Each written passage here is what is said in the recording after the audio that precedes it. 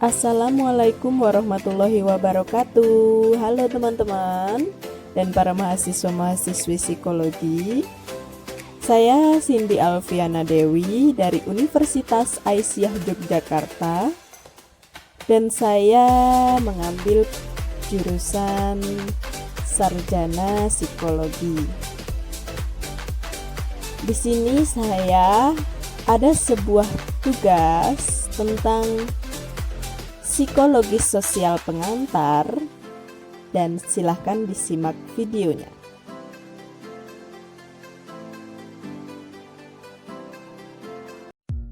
Baik, di sini saya akan menjelaskan tentang persuasi dan reaktansi terhadap persuasi. Yang pertama, persuasi itu apa? Persuasi adalah usaha untuk mengubah pemikiran dan sikap seseorang melalui berbagai jenis pesan. Bisa itu televisi, radio, koran, dan lain-lain. Terus ada 5 elemen dalam persuasi. Yang pertama, komunikator yang kredibel atau yang dia mengerti tentang isu dan topik yang disampaikan. Yang kedua, komunikator yang menarik seperti penampilannya yang menarik. Yang ketiga, seorang mudah terpersuasi ketika ada hal lain daripada harus yang lebih fokus.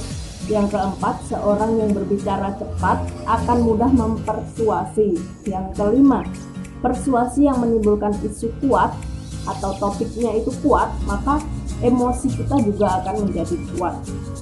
Terus ada 2 cara proses dalam persuasi. Yang pertama itu secara sistematis dan secara heuristik.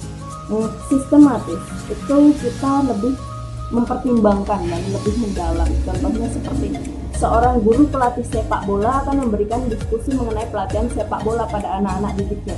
Sebagian anak didik yang sudah memahami tentang sepak bola akan termotivasi untuk memikirkan suatu pesan yang disampaikan dari pelatihnya.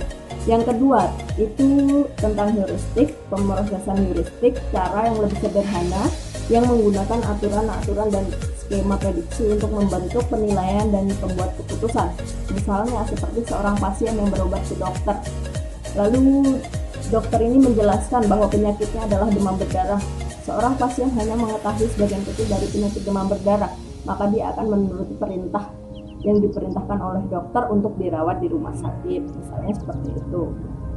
Dan selanjutnya adalah tentang reaktansi terhadap persuasi.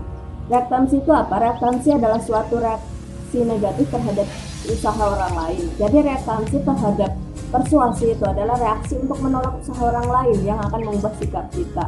Lalu bagaimana ketika sikap kita gagal diubah? Ada beberapa faktor yang menguatkan diri untuk menolak persuasi.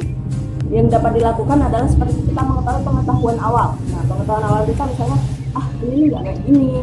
Jadi kita bisa menyanggah gitu. Yang kedua, itu penghindaran selektif. Misalnya kalau nonton TV ada yang mempersuasi gitu, kita bisa pindah channel, menghindari hal itu agar kita tidak mudah terpersuasi.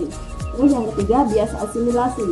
Itu pandangan kita tuh berbeda sama apa yang dia sampaikan, jadi biar kita nggak mudah terpersuasi. Terus polarisasi sikap, memperkuat pandangan kita, jadi kita tuh takut ngeliat itu, kayaknya nggak kayak gitu deh, aku takut deh gitu. Jadi itu tadi faktor yang mempengaruhi diri supaya kita tidak mudah terpersuasi. Mungkin itu saja, jika ada salah saya mohon maaf dan terima kasih. Wassalamualaikum warahmatullahi wabarakatuh. Bye bye.